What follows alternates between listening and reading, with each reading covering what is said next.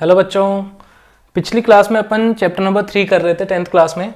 और इसमें अपन ने किया था कि मटर का पौधा उन्होंने क्यों सिलेक्ट किया था मेंडल ने। ठीक है, उसके बाद में अपन ने पढ़ा कि उन्होंने किन किन 7 लक्षणों पे जो है अध्ययन किया था या फिर उस पर प्रयोग किए थे।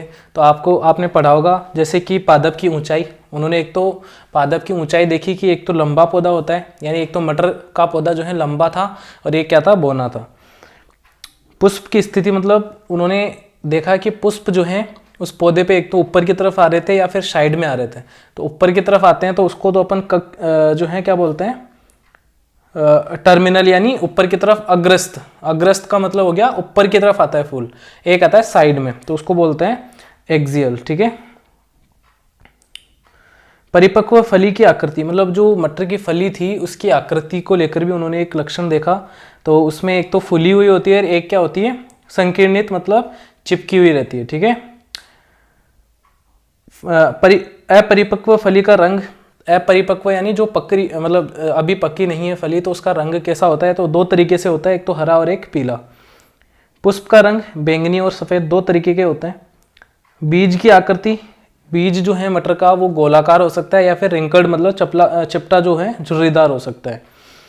बीज का रंग पीला या फिर हरा। तो ये 7 रंग, जो 7 लक्षण हैं, इन्होंने 7 लक्षणों पे मेंडल ने जो क्या किए थे, प्रयोग किए थे। अब आज अपन पढ़ेंगे, देखो एक टॉपिक था कि मेंडलवाद का पुनर्खोज किसने की थी। तो 35 वर्ष के, मतलब उन्होंने जो वंशागति के नियम दिए उसके 35 वर्ष तक वो मतलब ऐसे के ऐसे रहते। लेकिन बाद में हॉलैंड का एक तो ह्यूगो डिवरीज एक वैज्ञानिक था, एक कार्ल कोरेंस, एक था एरिक वॉन शेरमैन। ये सारे क्या थे, उन्होंने लगभग 1900 में मेंडल के नियमों पर पुनः अध्ययन किया था इन तीनों ने। ठीक है। आज पढ़ेंगे अपन अनुवांशिकी शब्दावली, मतलब कुछ परिभाषाएं हैं वो आपको याद रखनी है। तो सबसे पहले बेटा जीन, सबसे पहले मैंने क्या लिखा है यहाँ पे, जीन। तो जीन देखो क्या होता है, ये एक ऐसा कारक है, ये एक ऐसा फैक्टर है जो एक पीढ़ी से दूसरी पीढ़ी में लक्षणों को नियंत्रित करता है। ठीक है। तो जीन एक कारक है जो लक्षणों का या किसी लक्षण का नियंत्रण करता है एक पीढ़ी से दूसरी पीढ़ी में। तो दे रखा है देखो, एक वह कारक जो किसी एक लक्षण को नियंत्रित करता है उसे जीन कहते हैं। ठीक है। तो उसको अपन क्या कहेंगे, जीन कहेंगे। ये एक कारक है, लक्षण को क्या करता है, नियंत्रित करता है एक पीढ़ी से दूसरी पीढ़ी में। मेंडल ने इस जो है जीन के लिए पहले कारक शब्द उपयोग में लिया था, कारक, फैक्टर। ठीक है, फैक्टर, इसको कारक शब्द मेंडल ने उपयोग लिया। लेकिन जो है ये तो मेंडल ने लिया था कारक तो, लेकिन कारक को जो है जॉनसन ने जीन नाम दिया था। ठीक है। इस कारक को नाम जीन किसने दिया था, जॉनसन ने, जोहनसन। ठीक है, इस तरीके से। तो ये आप याद रखोगे। फिर है बेटा दूसरी परिभाषा, युग्म विकल्पी। दूसरी परिभाषा क्या दे रखी है, युग्म विकल्पी।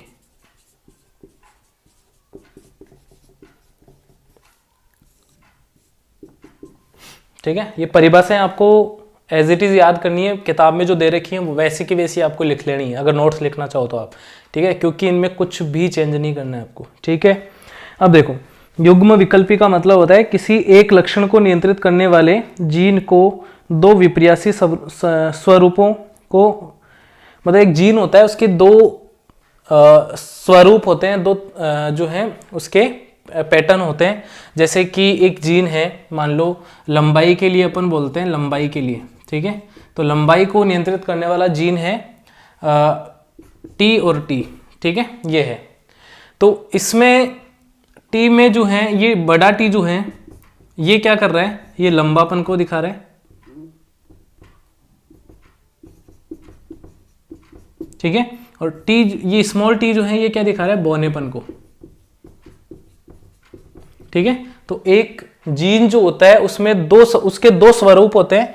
तो दोनों को जो है बोल रखा है कि नियंत्रित करने वाले जीन के 2 विपर्यासी स्वरूपों को युग्म, विपर्यासी का मतलब है दोनों अलग अलग है। ठीक है। एक कैपिटल टी और एक स्मॉल टी, दोनों जो है कैपिटल टी लंबेपन को नियंत्रित करता है और स्मॉल टी जो है वो क्या, बौनेपन को। तो यहाँ पे इन दोनों को अपन क्या बोलेंगे, जो है युग्म विकल्पी बोलेंगे। इनको अलग अलग क्या बोलेंगे, युग्म विकल्पी। जैसे पौधे की ऊंचाई को, सॉरी लंबाई नहीं है भाई, ऊंचाई है ये। ठीक है, एक लक्षण ऊंचाई ली अपन ने, तो ऊंचाई को नियंत्रित करने वाले एक जीन के जो है दो विपर्यासी लक्षण जो है इनको अपन क्या बोल रहे हैं, युग्म विकल्पी। जैसे पौधे की ऊंचाई को नियंत्रित करने के वाले जीन के दो युग्म विकल्पी होते हैं, एक तो कैपिटल टी और एक स्मॉल टी। ये कैपिटल टी और स्मॉल टी दोनों आपको ये बताएंगे, कैपिटल टी हुआ तो लंबापन और स्मॉल टी हुआ तो बौनापन। ठीक है, इतना याद रखना अब। फिर है बेटा समयुग्मजी, ठीक है, होमोजाइगस। समयुग्मजी तीसरी परिभाषा आपको याद रखनी है, समयुग्मजी। समयुग्मजी होमोजाइगस, ठीक है। तो देखो, जब किसी लक्षण को नियंत्रित करने वाले जीन के दोनों युग्म विकल्पी एक समान होते हैं तो इसे समयुग्मजी कहते हैं। मतलब ये जैसे ये ऊंचाई का अपन ने एक लक्षण लिया, ठीक है, इसको नियंत्रित करने वाला जीन कौन सा था, कैपिटल टी स्मॉल टी, ठीक है। इसमें अपन ने देखा कि अगर इनको अलग अलग लेते हैं अपन कैपिटल टी स्मॉल टी तो इनको युग्म विकल्पी बोल रहे थे, ठीक है। अब अपन अपने पास एक नया शब्द आ गया समयुग्मजी। समयुग्मजी का मतलब है अगर ये जीन जो है एक ही प्रकार के हों, मतलब टी टी या स्मॉल टी, कैपिटल टी साथ में आ जाए और स्मॉल टी, तो इनको बोलते हैं समयुग्मजी। क्या बोलते हैं बेटा, समयुग्मजी, ठीक है, समयुग्मजी बोलेंगे। एक होता है विषम युग्मजी, विषम युग्मजी।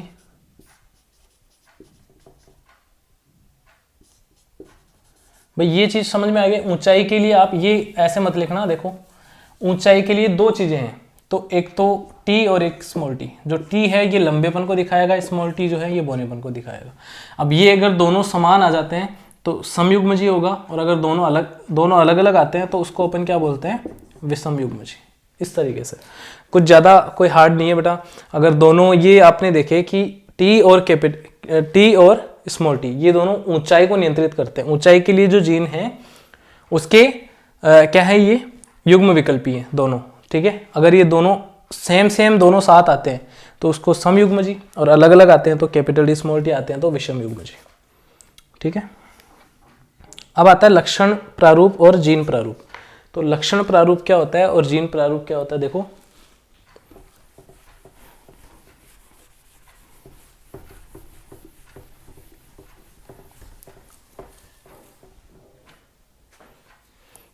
पांचवी परिभाषा है लक्षण प्रारूप, ठीक है। लक्षण प्रारूप क्या होता है, देखो फिनोटाइप बोलते हैं किसी सजीव की बाहरी प्रतीति को लक्षण प्रारूप कहते हैं। जैसे लंबे पौधे जो हैं उनको समयुग्मजी और विषम युग्मजी मतलब इस तरीके से हो सकते हैं। देखो लक्षण प्रारूप का मतलब है कि कोई पौधा बाहर से कैसा दिख रहा है। आप जब पौधे को देखोगे या तो आपको लंबा पौधा दिखेगा या फिर बौना दिखेगा। तो बाहर से जो पौधा जिस तरीके से दिख रहा है तो उसको अपन बोलते हैं फिनोटाइप। यानी जैसे कोई भी एक आदमी को देखो आप, तो एक आदमी को आप देख के बताओगे कि ये लंबा है या फिर बौना है, ऐसे ही तो बताओगे। तो उसको बाहर से वो कैसा दिख रहा है, लंबा दिख रहा है, बौना दिख रहा है, वो उसको अपन बोलते हैं लक्षण प्रारूप, ठीक है, फिनोटाइप, ठीक है। मतलब बाहरी अपीयरेंस कैसा है, बाहर से वो कैसा दिख रहा है उसको बोलते हैं लक्षण प्रारूप। तो बाहर से, अब जब ऊंचाई की बात हो रही है, ठीक है, पौधे की ऊंचाई की बात हो रही है, तो ऊंचाई में या तो वो लंबा हो सकता है या फिर बौना हो सकता है, या फिर आप बोल सकते हो कि जैसे लंबा पौधा होता है, लंबाई के लिए जो है ऊंचाई में भी लंबा जो पौधा होगा, ऊंचाई में लंबा पौधा जो होगा उसके लिए जो युग्म विकल्पी हैं, ठीक है, या युग्म विकल्पी इस तरीके से हो सकते हैं कैपिटल टी या फिर कैपिटल टी स्मॉल टी। ये दोनों जो हैं ये क्या दिखाएंगे, लंबेपन को। यहाँ पे जब भी मैं आपको बताऊंगा कि कैपिटल टी आ रहा है इसका मतलब लंबा पौधा होगा, अगर कैपिटल टी स्मॉल टी आ रहा है तो भी क्या होगा, लंबा पौधा ही होगा, ठीक है। मतलब ये दोनों बता रहे हैं कि ये पौधा कैसा है, लंबा है। अगर स्मॉल टी आ जाता है तो फिर ये कैसा होगा, बौना। मतलब ये चीज़ें ये दिखाती हैं कि पौधा बाहर से कैसा दिख रहा है, तो बाहरी अपीयरेंस को दिखा रहे हैं ये, तो इसको अपन लक्षण प्रारूप बोलते हैं। एक होता है जीन प्रारूप। जीन प्रारूप का मतलब है उसकी आंतरिक संरचना कैसी है, तो ये जीन प्रारूप होता है। जैसे कि शुद्ध या समयुग्मजी लंबा पौधा जो होता है उसका कैपिटल टी, और अशुद्ध जो होता है, मतलब ये कैपिटल टी जो है ये क्या बता रहा है, शुद्ध लंबा है ये पौधा कैसा आएगा, शुद्ध लंबा, ठीक है। और कैपिटल टी स्मॉल टी जो है अशुद्ध लंबा होगा, लंबा तो होगा लेकिन अशुद्ध होगा, मतलब प्रॉपर तरीके से वो सही नहीं होगा, अशुद्ध लंबा। ठीक है बेटा, ये आपको याद रखनी है चीज़ें, और बाकी डेफिनेशंस अपन अगली क्लास में करेंगे। ठीक है, और ये पढ़ना प्रभावी लक्षण क्या होते हैं, अप्रभावी लक्षण क्या होते हैं पढ़ना, फिर कल इसको छोटी छोटी परिभाषाएं इनको कल कर लेंगे। तो देखो अभी बता देता हूँ एक दो। तो प्रभावी लक्षण का मतलब होता है जब जैसे पेरेंट्स होते हैं उनसे जो पहली पीढ़ी आती है तो उसमें मतलब वह लक्षण जो F1 पीढ़ी में अपने आप को अभिव्यक्त कर पाते हैं। मतलब F1 पीढ़ी का मतलब है जैसे पिता या माता पिता हैं, पेरेंट्स हैं। ठीक है, पेरेंट्स से जो पहली पीढ़ी बनती है, पहली पीढ़ी, उसको बोलते हैं F1 पीढ़ी। क्या बोलते हैं? F1 पीढ़ी। चलो कल करेंगे इसको। ठीक है, अभी इतना ही रहने देते हैं, कल करेंगे इसको।